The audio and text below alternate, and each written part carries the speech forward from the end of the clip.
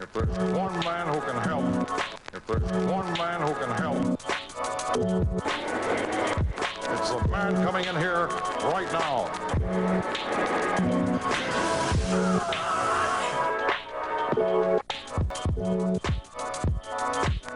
Hello everyone and welcome to the first episode of the Full Metal Alchemist 2003 Fan Guide, the fan episode guide, where we're going to be taking a look at the episodes of the original anime. And it's going to be kind of an exercise for me to kind of see how I kind of feel about it after all these years and kind of act as sort of a little bit of a retrospective, but also an introduction really to people that kind of have already watched the show, but maybe some tidbits to think about it as they're going back along, or kind of as a general introduction. Now, I'll let you know in this episode and another one's going ahead. If you haven't seen the show, I encourage you to watch these episodes first and then come back later, because there may be some spoilers, though I won't be going too heavy into spoilers right away, at least not in these initial episodes. Now, to start off, we're actually going to be combining the first and second episodes into one for this one, because I feel like they're kind of a two-parter that works really well as basically a pilot. You really need one with the other, and I think down the line there might be some other episodes we treat that way, so we shall see. So we're going to be taking a look at Those Who Challenge the Sun and Body of the Sanctioned. So we start off with a flashback of the Elric brothers performing the transmutation for their mother to try to get her back, and it goes wrong, and of course they lose their body parts, and that's sort of hinted at initially. Then we fast forward to the brothers on their mission to Lior, kind of this desert town where they hear of this individual named Cornello, Father Cornello, who is supposedly performing miracles. They get there and they see that there's kind of this religious sect, this movement that's kind of been founded around him because apparently he can perform miracles, he can heal people, he can do all these wonderful things. However, the Elric brothers look and they realize, okay, based upon what he's doing, he's performing alchemy without a transmutation circle, so they think that he might actually have the Philosopher's Stone, which is what they seek, so that they could kind of bypass those laws and maybe get their bodies back and sort of correct their mistake.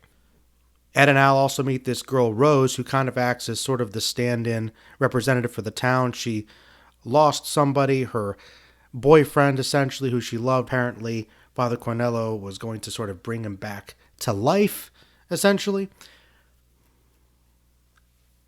believing that he can kind of raise people from the dead. So she's really devoted to him, and there's kind of this interaction between Rose and Ed, which really kind of serves to establish Ed's character as this very cynical person who kind of believes in science, or in this case, alchemy. And it's interesting because even though he kind of really failed, that didn't really apparently help him learn much hubris. He still seems to think that alchemy kind of has all the answers, even though he clearly made a mistake. So it's interesting that it shows that he does have some cynicism, despite the fact that he is really reliant on alchemy, and even though alchemy failed him, and the whole reason for him searching for the Philosopher's Stone is to kind of find a way to bypass that because alchemy doesn't have all the answers, he's kind of contradicting himself a little bit. So I think that's just kind of evidence of him just kind of being young and really headstrong. He kind of bashes against Rose's ideas of faith and kind of scoffing at what Cornello can do and doesn't really believe in any of that. So he's not very sympathetic to her. But I think Rose is an interesting character because she has this big heart, and even though she's kind of naive, it's kind of an interesting contrast to see how cold Ed really is. But this is kind of superseded when we find out that Cornello is in fact a fraud, and he has a fake Philosopher's Stone. He's not really trying to save anybody. He's actually just kind of pretending to perform these miracles so he can raise an army, essentially, so that he can go against the government and kind of start his own path for world domination, essentially. And the episode kind of, ends with the cliffhanger of sorts, suggesting, that Edward has the automail arm, and oh no, it's not really the real bodies, and Cornello realizes that, and that leads into the second episode, which is really just them kind of escaping, and then eventually revealing that Cornello is a fraud to the people of Lior, and kind of sort of setting them free from his power, although we eventually find out that Cornello was working for someone else. So honestly, I really enjoy this episode, these two episodes in particular. I think that they are very good for establishing the tone, the basic themes, and really introducing the primary characters, specifically Ed and Al. I think We learn a lot about Ed right off the bat, and that he's kind of complex and rather conflicted even within his own beliefs. And we also see the major themes of science and religion and how both can kind of be manipulated by those who want to use them for power to kind of subjugate other people. And so I think that Father Cornello is actually a very interesting and maybe underrated villain in the fandom, because I guess he's sort of the first one, but he really kind of establishes other villains later on and kind of bigger ideas and themes that we'll see later on in the series. And really, it serves as a kind of a good microcosm of what the show is really about. Also, I think in terms of my favorite moment, because that's kind of part of the segment we're going to be doing here, I would say that it's probably a combination of maybe two.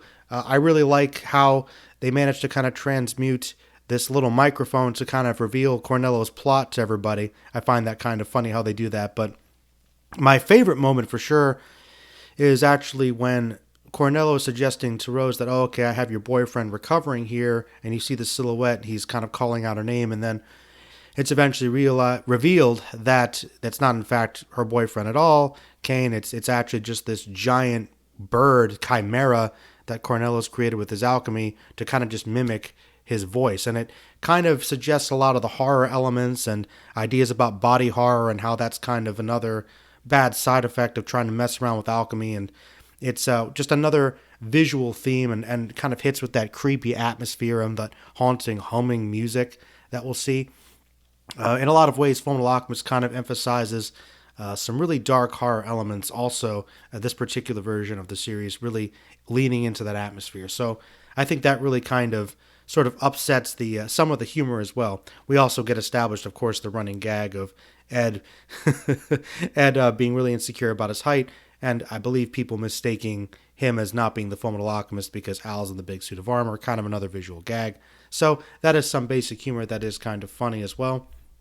But as far as how important this episode is, or these two episodes, I say they're essential. I mean, you pretty much have to watch this to kind of get an idea. Although the next episode sort of acts as a bit of an origin too, you could kind of maybe get around it. But no, this is essential because it really establishes everything right away. And also, eventually, the events of Lior kind of eventually come back to haunt Ed and Al and factor into the bigger overarching plot of the story. So these episodes are definitely a must-see. I think they're very good.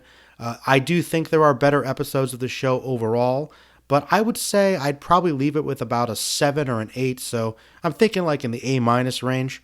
It's a very good series of episodes, does what it needs to do, but I know that the show definitely has higher points and goes deeper. There definitely are other ones I enjoy, but still, of course, highly recommend it. I think it's very important.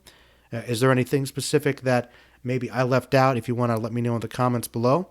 That's going to be the first little kind of episode and second episode kind of combined here. And I guess I'll talk to you all next week.